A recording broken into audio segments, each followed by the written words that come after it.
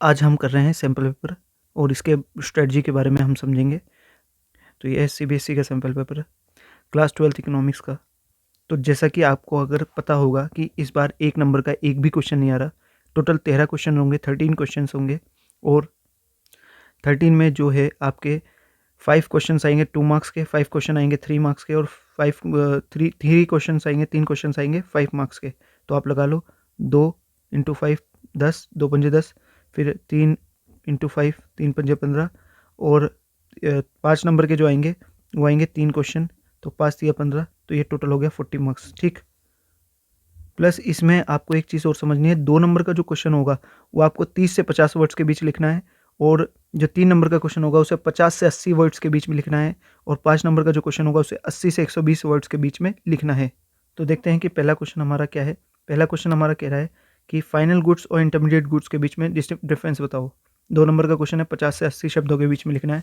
तो final goods वो होती हैं जो हमारी जो प्रोडक्शन की जो वो है बाउंड्री वो पार कर चुकी हैं, यानी वो फाइनल कंज्यूमर के लिए तैयार हैं। इंटरमीडिएट गुड्स वो होती है जो एक तरह से रॉ मटेरियल के तरह यूज़ की जा रही हैं, अभी उनका फाइनल प्रोडक्ट नहीं बना है।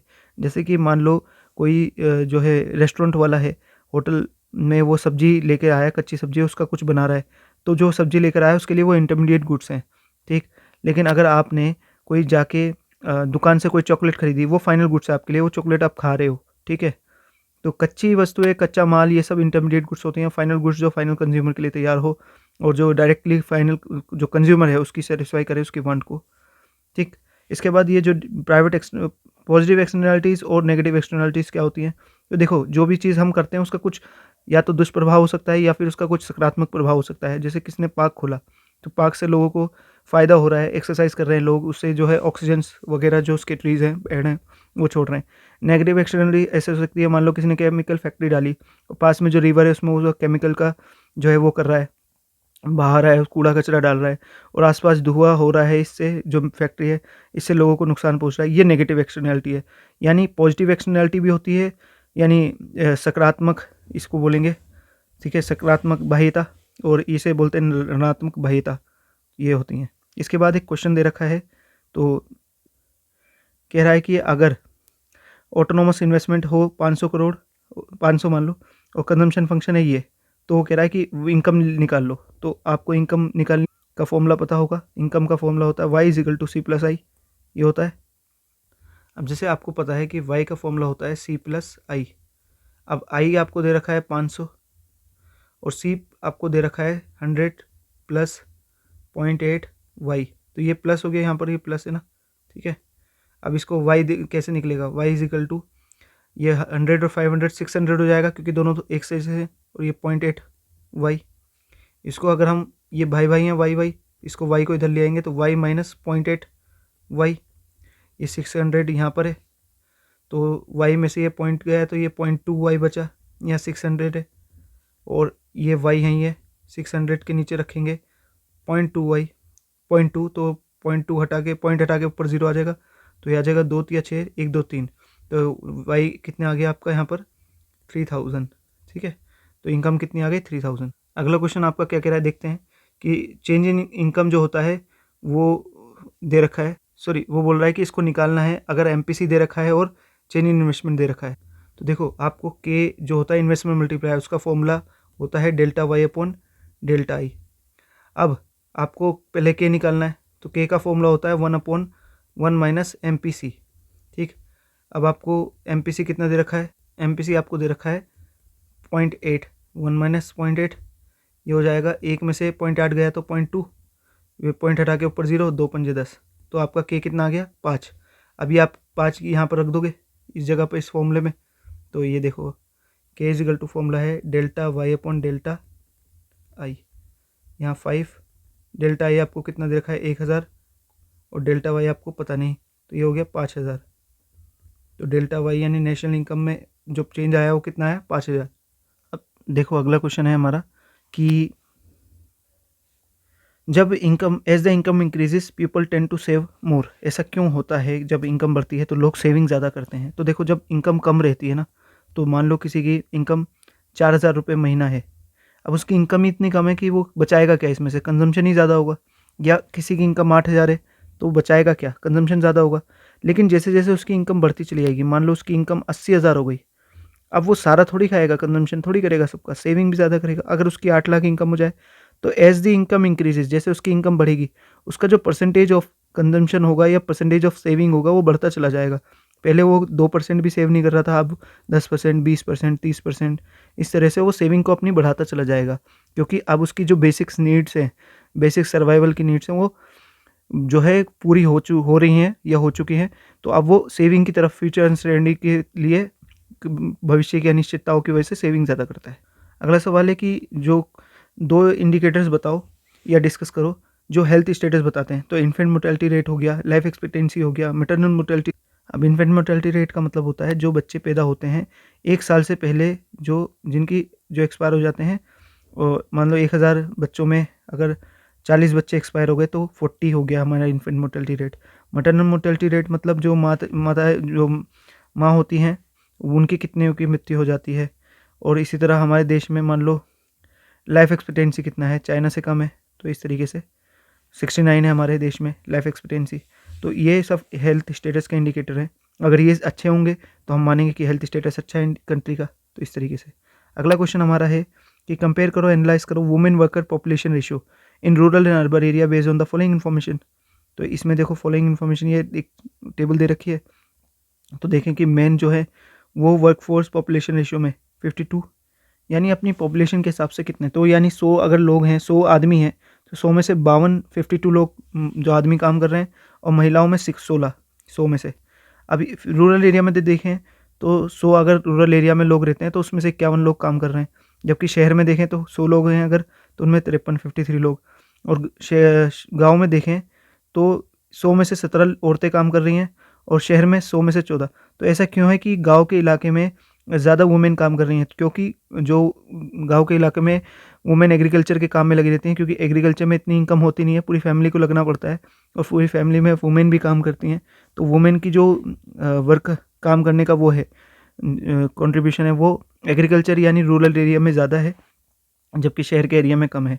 और देखा जाए तो मेल के इसमें देखें केस में, तो अर्बन में ज़्यादा काम कर रहे हैं।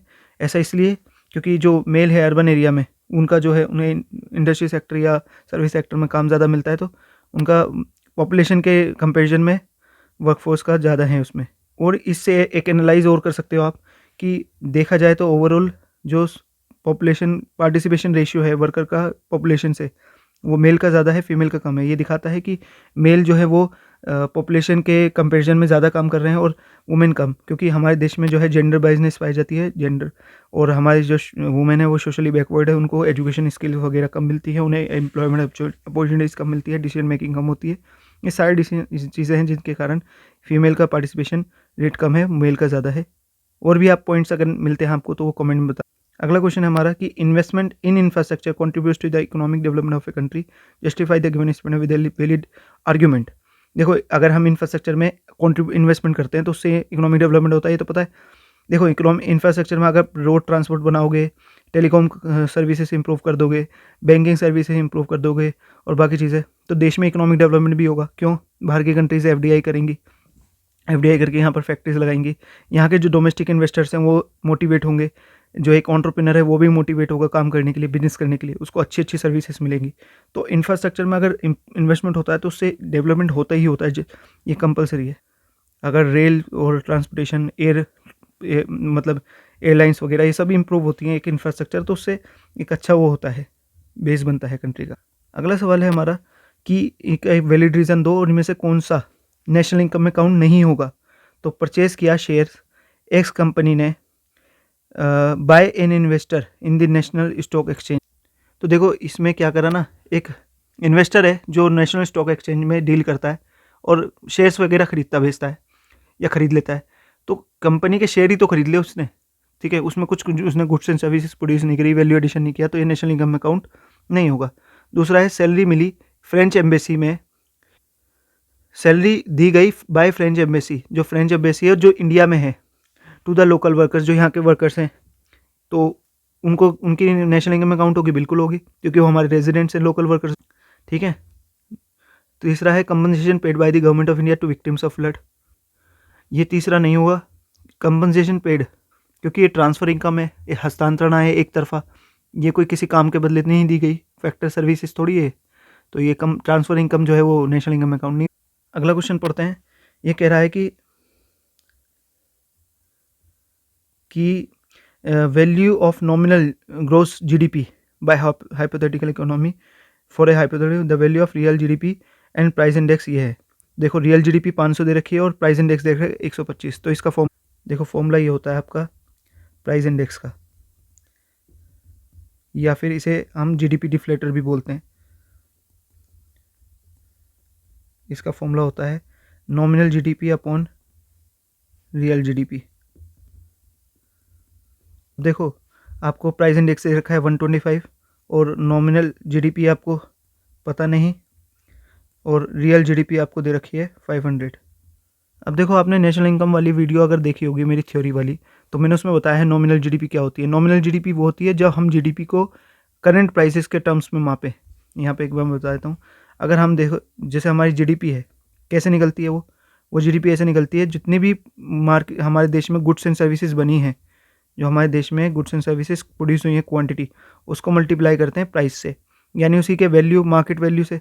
तो अगर ये प्राइस हम कौन सा लें, अगर हम लेते हैं करंट प्राइस, तो करंट प्राइस पे अगर इससे निकालते हैं तो इसे बोल देते हैं नॉमिनल जीडीपी, ठीक है।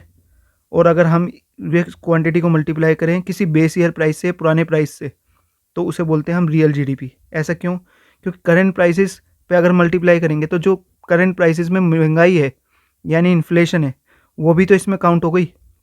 हो सकता है प्राइस जो पिछले बार की तुलना में 100 की जगह 120 हो, तो ये 20 रुपये इसमें ऐड होके आ जाएंगे ना।